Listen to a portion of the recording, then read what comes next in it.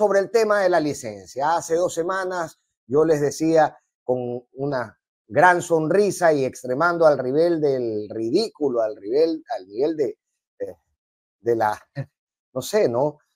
Del humor, que podrían incluso salir a decir, ¿saben qué? El presidente, lo que pasa es que el presidente es especialista, entonces para él no aplica la ley. Bueno, ahora lo dijo el ministro de Gobierno, lo dijo,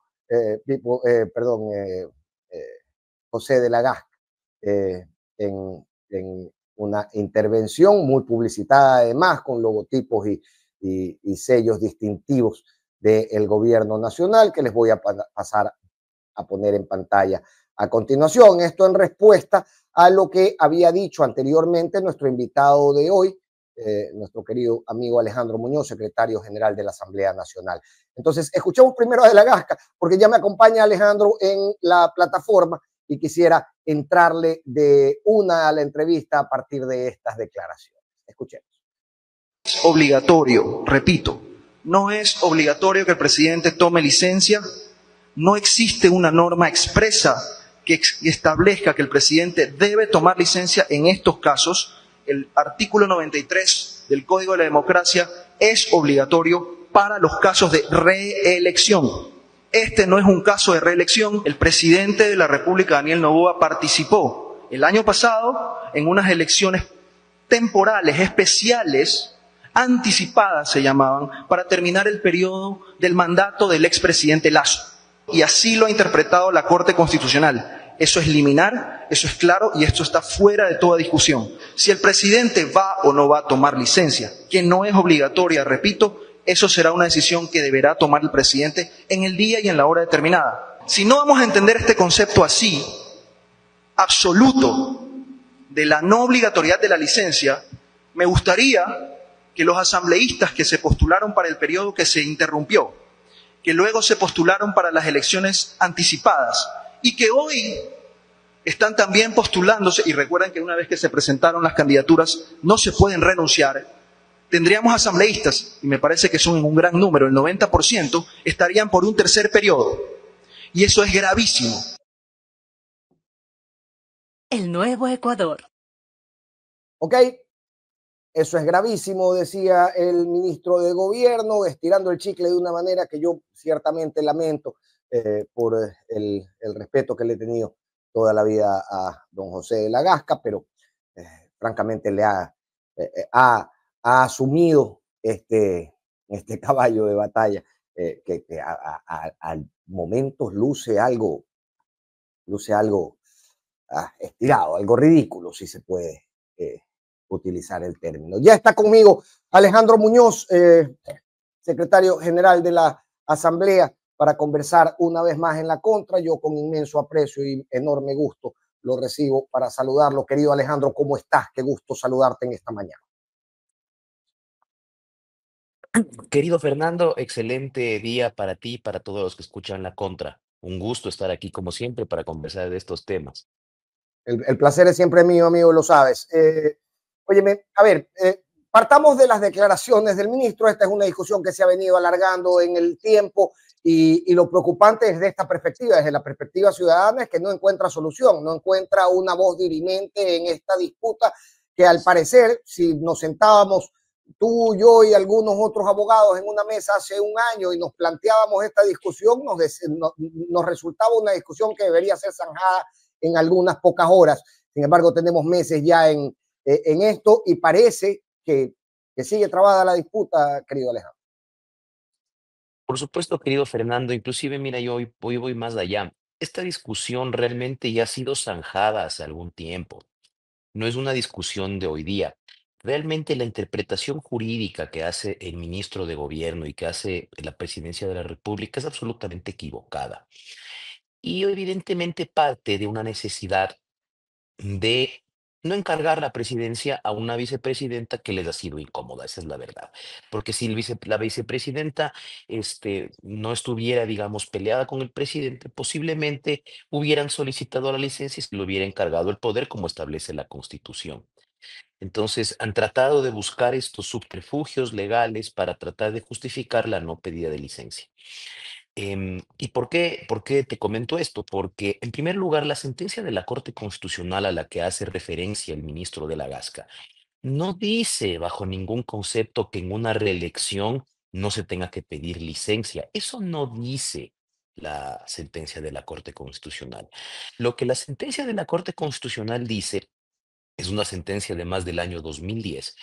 En esa sentencia lo que se dice es que para efecto de el cómputo de los plazos de reelección, una elección que deviene de una muerte cruzada, no se computará el periodo como una elección. Por ejemplo, el presidente Daniel Noboa, ¿no es cierto?, no tiene un periodo de elección. Usted sabe que los Ujú. presidentes, de acuerdo a nuestra Constitución, tienen únicamente la opción de ser candidatos o ejercer una función pública durante 2 periodos, igual los asambleístas, es decir, cumplen un periodo, se pueden presentar a la reelección, van al segundo periodo y después del segundo periodo ya no pueden volver a postularse. Y lo que dice la sentencia es que en el caso de que, por ejemplo, el presidente actual Daniel Noboa se reeligiera en esta elección del 13 de abril, se le contará únicamente un periodo. Ese es el objetivo de la sentencia de la Corte Constitucional. Pero eso no significa que esta no sea una elección en la que se deba pedir licencia. Yo le hago una pregunta. ¿Cuál es la diferencia? Si el objetivo del artículo 93 del Código de la Democracia, que el ministro José de la Gasca dice que no le aplica al presidente, o sea, la Constitución no hace una distinción entre distintos funcionarios públicos, no hay funcionarios públicos de primera o funcionarios públicos de segunda. Todos los funcionarios públicos están sometidos a la aplicación de la Constitución y de la ley. Inclusive el propio artículo 93 fue reformado en anteriores periodos legislativos en el que se estableció la obligatoriedad de todo funcionario de pedir licencia. Entonces, realmente el tema está absolutamente zanjado. El ministro decía que no existen normas. Existe la normativa absoluta para que esto sea así. En primer lugar, el artículo 146 de la Constitución de la República, que establece que en caso de ausencia del presidente deberá reemplazarla a la vicepresidenta. De igual forma, el artículo 42 de la Ley Orgánica de la Función Legislativa, que establece que cuando el presidente se ausente del poder, tendrá que solicitar una licencia a la Asamblea Nacional. Y finalmente, evidentemente, el artículo 93 del Código de la Democracia y el artículo 278, numeral 3, que establece que un funcionario público no puede inducir al voto y eso sería una infracción electoral gravísima. Entonces, realmente el hecho de que no se haya solicitado licencia realmente es un tema que vulnera la Constitución, que vulnera las distintas leyes como la orgánica, la función legislativa y el código de la democracia, y evidentemente constituye o podría constituir potencialmente una grave infracción electoral que ya serán o deberían ser los órganos electorales los competentes para analizar eso en su momento. Partamos de aquí para irnos en varios análisis, digamos, en distintas aristas o en distintos, de distintas perspectivas. Primero, me dices, esto podría configurar una elección, una infracción electoral gravísima, calificada por quién, por el Tribunal Contencioso Electoral, Alejandro, es el órgano que debería establecerla, ¿no es cierto? Por supuesto que sí, del Tribunal Contencioso Electoral, de acuerdo a nuestra normativa, quien ante la presentación de una denuncia, pues debería analizar el tema y determinar si se ha cometido una infracción electoral o no. Y esa denuncia podría ser realizada por la propia Asamblea ya enterada de que no se les ha pedido licencia a ustedes. Podría ser la Asamblea o cualquier institución o cualquier ciudadano.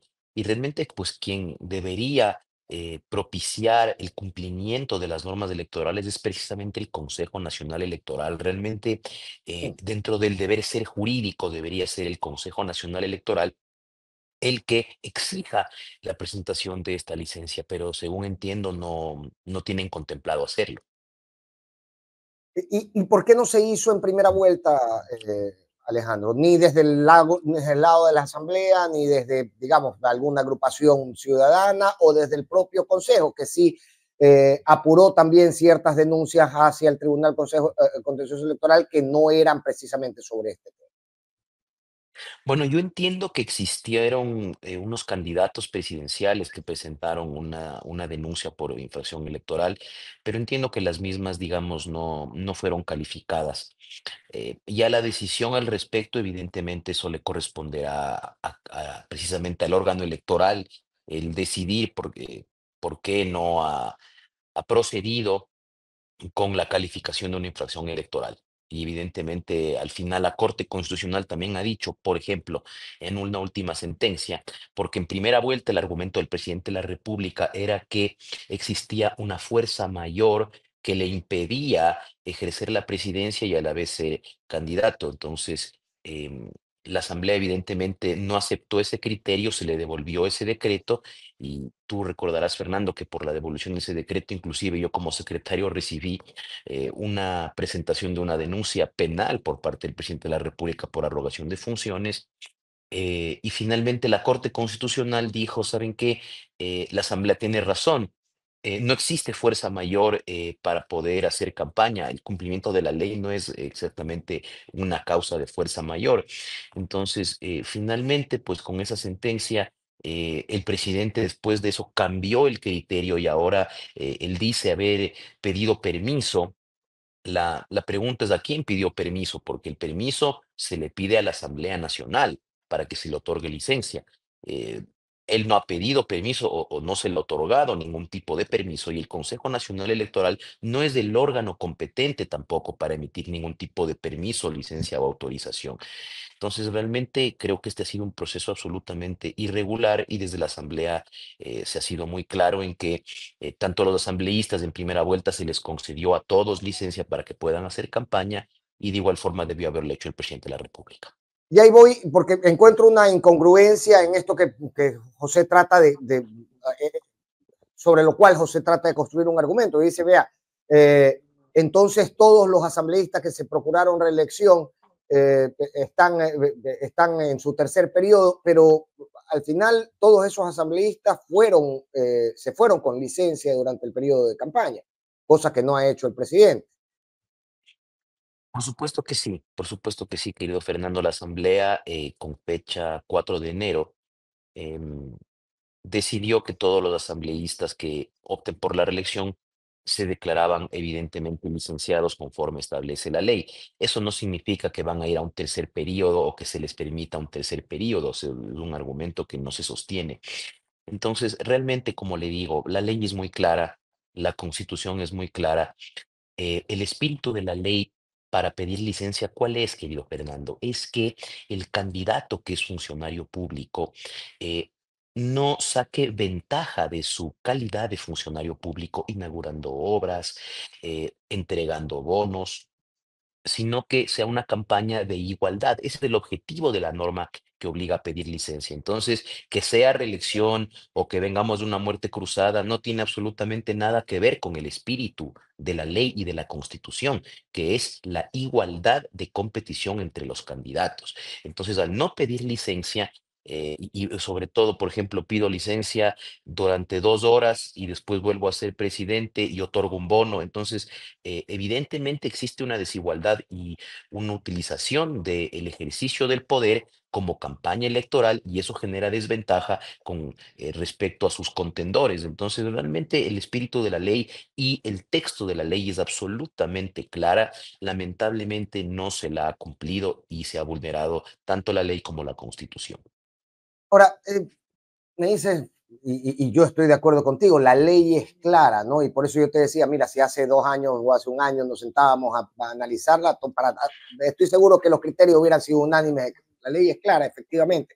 Lo que pasa cuando ante la ley clara, al final una autoridad se toma la discrecionalidad de oírla o no, de acatarla o no, y no parece haber un escenario que permita reencauzar, digamos, esta conducta o una autoridad que, que, que, que, digamos, que tenga la facultad de reencauzar esta conducta durante el periodo de campaña, porque luego, ya después del periodo de campaña, las cosas están, este es el país de los hechos consumados, amigos, ya después vendrán las sanciones y las cosas seguirán su curso tal como se lo habría planteado en primera instancia aquel que decidió no acatar la ley. Sí, Fernando, al final tu pregunta es evidentemente la que se hacen o nos hacemos todos los ecuatorianos. ¿Qué pasa cuando este tipo de actos y de violaciones a la Constitución y a la ley quedan en la impunidad? Realmente lo que estamos viviendo es que se ha roto el imperio de la juridicidad, se ha resquebrajado el Estado de Derecho y cuando eso pasa existe la justicia, que son los llamados a poner orden cuando el poder arbitrario, pues precisamente vulnera las leyes, vulnera la Constitución, el orden constitucional, y evidentemente deben ser los órganos jurisdiccionales los que reencaucen, que fue tu pregunta nuevamente, el orden constitucional, más allá de que los hechos ya se hayan consumado. Em, Obviamente yo como secretario general de la Asamblea tengo la limitación de que el Poder Legislativo se dedica a legislar y Claro. fiscalizar, pero no existe pues una facultad jurisdiccional por parte de la Asamblea. Evidentemente se pueden seguir juicios políticos a los funcionarios que incumplen la ley, que no aplican la Constitución. Y evidentemente eso ya también le corresponderá a los asambleístas determinar. De otro lado existe, como le digo, el Tribunal Contencioso Electoral, existe el Consejo Nacional Electoral, existe la Corte Constitucional, que son órganos que al final del día deberán realizar un pronunciamiento sobre todos estos temas y pues reencauzar el imperio de la juridicidad y el Estado de Derecho. Eso es lo que en democracia uno esperaría, que no exista impunidad en estos actos. Que la Asamblea fastidia, respondía ayer a Milton Pérez, el presidente de la República, cuando le preguntaba, cuando le decía, vean, la Asamblea insiste en que está esperando su pedido de licencia. Ese es el tipo de coordinación que está teniendo en este momento Carondelet con el Palacio Legislativo, es decir, ante cualquier solicitud que parece dentro de las facultades de la Asamblea, la respuesta es no me fastidies. Sí, realmente un pedido de cumplimiento de la ley y cumplimiento de la Constitución no puede ser un fastidio para el gobernante. Por el contrario, el gobernante, el Poder Ejecutivo, de acuerdo a nuestra Constitución, está obligado a cumplir y hacer cumplir la Constitución. El presidente de la República tiene que ser el primer ecuatoriano que cumpla con la Constitución, precisamente para dar el ejemplo a nivel de institucionalidad y a la propia gente, porque cuando la gente dice, ah, no, pues el presidente incumple la ley, el presidente incumple la Constitución, entonces yo también lo voy a hacer, estoy justificado a romper la Constitución. El presidente tiene que dar el ejemplo, tiene que él cumplir la Constitución, cumplir la ley, así eso le fastidie. Precisamente las leyes, querido Fernando, a veces están para fastidiarnos a los ciudadanos, que nos impiden hacer ciertas cosas que quisiéramos hacer, como por ejemplo pasarnos una luz en rojo cuando llegamos tarde. Quisiéramos pasarnos la luz en rojo, nos fastidia tener que frenarnos en el semáforo en rojo porque estamos llegando tarde, pero precisamente para eso está la ley, para ser cumplida nos fastidia o no. Si al presidente le fastidia la ley, esa no es una razón para no cumplirla. Está obligado a cumplirla por más que le fastidie. Es lo que se hace razonable. Vamos, si podemos, un momentito, Alejandro, a la postura de la Asamblea respecto de todo el asunto de Verónica Abad. Verónica Abad, hoy imposibilitada de ejercer su cargo de vicepresidenta de la República, perseguida ya desde hace algunos meses por distintas vías. Y ayer también el presidente de la República decía, vea, la vicepresidenta encargada es nuevamente la señora Yelibert. No ha sido ni reconocida ni posicionada por la Asamblea, así como todavía no existe ningún tipo de, eh, de ejercicio para defenestrar de su cargo a Verónica Abad, no al menos por las vías regulares y de ley. Así es, Fernando. A ver, yo como secretario general de la Asamblea Nacional puedo certificar lo siguiente, que no se ha tramitado ni resuelto ningún tipo de proceso de juicio político o de proceso de abandono del cargo por parte de la vicepresidenta de la República, Verónica Abad. Tampoco ha existido una presentación de una renuncia voluntaria, ni se ha declarado el abandono del cargo, ni ausencia temporal ni definitiva. Que de acuerdo a la Constitución realmente son las únicas causales que motivan para que una vicepresidenta o un vicepresidente pueda dejar su cargo. Ahora bien, entendemos que existe una sentencia del Tribunal Contencioso Electoral que limita la participación y el ejercicio de los derechos políticos, en este caso de la vicepresidenta Abad, que ha sido registrado un impedimento en el Ministerio del Trabajo y pues eso ya, digamos, no es competencia de la Asamblea Nacional. Em, Deberían activarse los mecanismos legales y constitucionales para que sean los órganos correspondientes los que determinen finalmente cuál es la situación jurídica de la vicepresidenta electa en las urnas, María Verónica Barrojas. Lo que en la Asamblea podemos certificar es que aquí no ha existido ningún tipo de proceso por el cual se le haya limitado o vulnerado su ejercicio de competencia como vicepresidenta. Nuevamente la vía única sería la Corte Constitucional. Claro, finalmente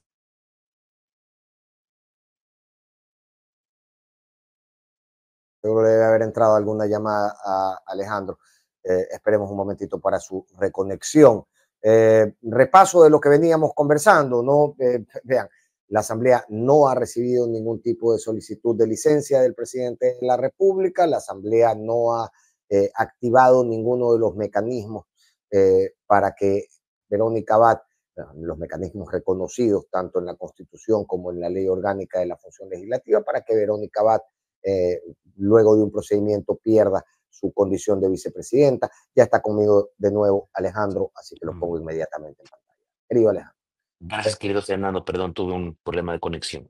no te preocupes. Em, entonces, sí, finalmente se tienen que activar o se activarán los mecanismos jurídicos ante los tribunales de justicia o finalmente ante la Corte Constitucional para que finalmente se defina este tema. Yo creo que es la Corte la que tiene que estar llamada para delimitar específicamente estos temas. Hay una discusión que yo, francamente, y desde, o solamente puedo entenderla desde esta lógica de lo imprevisible en tiempos de campaña, ¿no? Que esta discusión sobre la sesión de la Asamblea en Esmeraldas, querido Alejandro, porque al final del día me parece, y creo yo que a cualquier ciudadano le podría parecer lógico, ¿saben qué? Ha habido un desastre en Esmeraldas, los organismos, las funciones del Estado están procurando acercarse al lugar del desastre y tratar de reconocer in situ cuáles son los problemas que están enfrentando. Sin embargo, esto se convirtió en una disputa al interior de la Asamblea, disputa que tuvo su último capítulo ayer cuando Valentina Centeno decía, oigan, han gastado recursos públicos. Luego de eso, creo que fue el lunes, luego de eso, tú respondías desde Secretaría General con una carta diciendo no se ha otorgado ningún tipo de recursos ni para traslado ni para dietas. Explícame un poco eso, cómo se lleva un acto oficial sin que exista algún tipo de erogación por parte de la Asamblea Nacional fuera de la sede del Palacio Legislativo. Así es, Fernando. A ver, ante los problemas y, digamos, el desastre que ocurrió en la provincia de Esmeraldas, fue una decisión de la presidenta de la Asamblea el llevar a una sesión ordinaria precisamente a ese cantón. Evidentemente, la realización de una sesión en otras ocasiones, evidentemente, por ejemplo, se han establecido pasajes, viáticos, hospedaje, traslado, pero en este caso, la decisión de la presidenta, al ser una sesión evidentemente de orden solidario en favor de los ciudadanos de Esmeraldas, no se autorizó ninguna erogación con respecto a asambleístas o funcionarios del nivel jerárquico superior para lo que es traslado, movilización, transporte, hospedaje, comida, y ni ningún tipo de viático. Entonces, obviamente, esos que son gastos muy fuertes, por ejemplo, el tema de un pasaje de avión de 137 asambleístas es un costo muy grande que la asamblea no gastó. Entonces, ya también a través de gestiones con universidades, el evento fue en la Pontificia Universidad Católica del Ecuador, Sede Esmeraldas, que tuvieron la gentileza de colaborar con la Asamblea Nacional.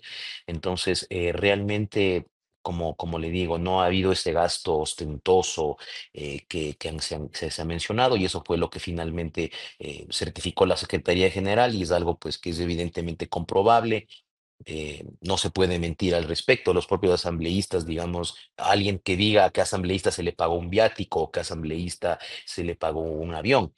Yo, por ejemplo, igual como secretario general, tampoco se me cubrió ningún tipo de gasto.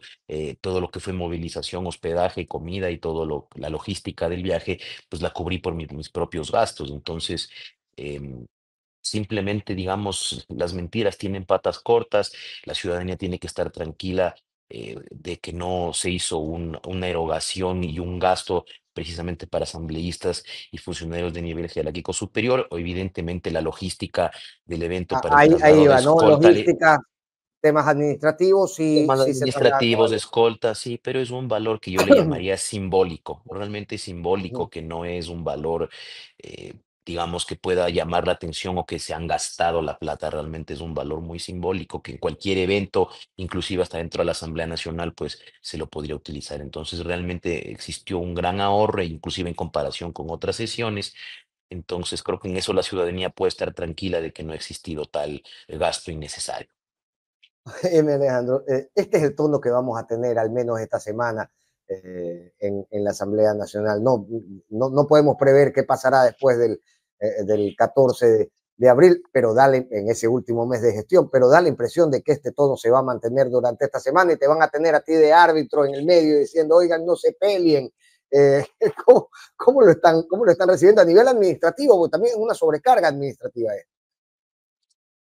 O sea, realmente, como secretario general de la Asamblea y como custodio de la información, en muchas ocasiones han existido desinformaciones por parte ya sea de algunos asambleístas o de la propia prensa por desconocimiento, en otros casos puede ser también por mala fe, yo no lo voy a calificar, yo me limito a simplemente cuando existe alguna desinformación, pues con la documentación que está en custodio de la Secretaría General, pues demostrar con documentos simplemente la verdad. Eh, digamos, limitarnos a eso. La ciudadanía creo que tiene derecho a conocer la verdad y cuando le mienten, pues evidentemente, al menos yo como custodio de la información, pues estoy en la obligación de decirle a la ciudadanía, pues que no ha sido lo que están comentando en otros, ya sea de medios o asambleístas. Y pues las veces que sea necesario tratar de aclarar como le digo, con documentos, porque estos no son temas subjetivos, es con documentos, pues me ha tocado y pues si así sigue, pues me va a tocar seguir haciéndolo, querido Fernando. Claro, es decir, oigan, al menos en la documentación que reposa en secretaría no consta eso que el asambleísta tal o cual está diciendo. Y para ir cerrando, querido Alejandro, es bastante improbable. Yo creo que ya ustedes no esperan que esto se zanje con una solicitud de licencia del presidente de la República para la última semana de campaña. No les va a llegar una carta pidiendo licencia a la Asamblea. Bueno, realmente eso es lo que uno esperaría dentro del Estado constitucional.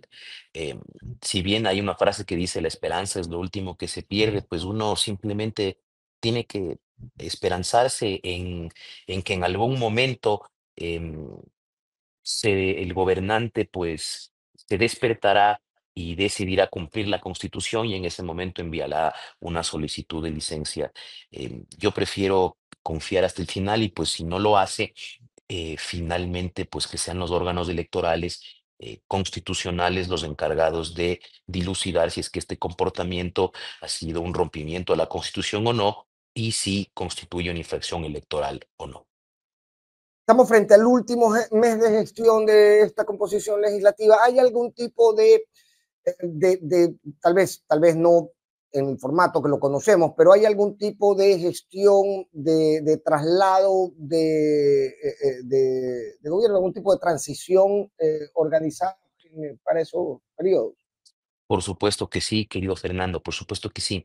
Em, Existen dos momentos que se están trabajando en la transición. En primer lugar, lo que va a ser la sesión inaugural del 14 de mayo, en la cual se van a elegir a las autoridades de la Asamblea Nacional, presidente, vicepresidente primer vicepresidente, segundo vicepresidente, miembros y vocales del Consejo de Administración Legislativa, presidentes de comisiones, secretario y prosecretario de la Asamblea Nacional y también la sesión del 24 de mayo, 10 días después, que será finalmente la posición del presidente de la República. En ese sentido, se está trabajando tanto a nivel interno para todo lo que es la recepción de documentación para el próximo periodo con el Consejo Nacional Electoral. Hemos tenido ya algunas reuniones con el secretario general del Consejo Nacional Electoral, doctor Santiago Vallejo, para precisamente que la información nos la vaya entregando el CNE para nosotros ir armando absolutamente todo. Y de igual forma, para el 24 de mayo, todo lo que es la realización del evento, precisamente ahorita estábamos en una reunión a las 10 de la mañana, en donde una reunión en el Salón Tránsito Amaguaña, el Salón de Expresidentes de la Asamblea Nacional, en la que estaban participando precisamente gente de protocolo de la Asamblea Nacional, la Secretaría General, miembros de la Cancillería, miembros de agenda del presidente de la República, miembros de la Escolta Legislativa, de la Policía Nacional, de la Casa Militar, para precisamente hacer una transición lo más ordenada y lo más favorable para la ciudadanía en lo que va a ser este cambio de periodo, querido Fernando. Entonces, estamos trabajando en eso, adelantándonos, y creo que tanto la sesión del 14 de mayo como la sesión del 24 se llevará con la mayor altura, dado que todos los preparativos ya los estamos teniendo absolutamente listos. Presidida tradicionalmente por el asambleísta mejor votado de los nacionales, ¿ya se tiene es Anabel Asín o es Raúl Chávez? ¿Quién presidirá la primera sesión? A ver, todavía estamos esperando que el CNE nos emita la información oficial para poder dar un resultado, pero efectivamente el asambleísta nacional más votado es quien presidirá la sesión, que será el director de la sesión. De igual forma habrá el subdirector de la sesión, que es el segundo, y el secretario de la sesión, secretario ad hoc, que será el tercero. Entonces, evidentemente ya hay los nombres de eventualmente las tres personas que serían, pero para poder yo darte una respuesta absolutamente jurídica y digamos, sin ya temor a equivocarse, estamos esperando a que en estos días el CNE nos entregue esa información ya oficializada, y obviamente ahí sí será ya oficial quiénes son los tres que van a comparecer como directores en esa sesión. Querido Alejandro, mira, me toca bajar a segunda a veces cuando quiero preguntarte algo porque recuerdo tu cargo y respetando infinitamente tu trabajo, como sabes que lo respeto, Gracias, querido Fernando. y lamentando la pérdida que va a sufrir la Asamblea Nacional en el siguiente periodo, cuando te toque salir, debo decir que desde el egoísmo yo estaré absolutamente deseoso de poder tenerte ya como analista en la contra para poder disparar todas estas preguntas que ahora me toca guardarme, querido Alejandro. Te mando un gran abrazo.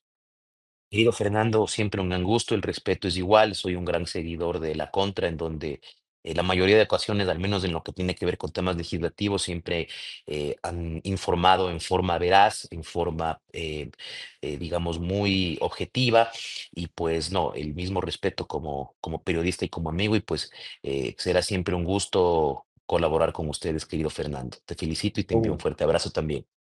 Lo mismo para ti. Muchas gracias y suerte en este último tramo, querido Alejandro. Gracias, querido Fernando, igualmente. Fuerte abrazo. Alejandro Muñoz, secretario general de la Asamblea Nacional, nos visitaba en la contra una vez más para conversar sobre los temas que están calientes en este momento.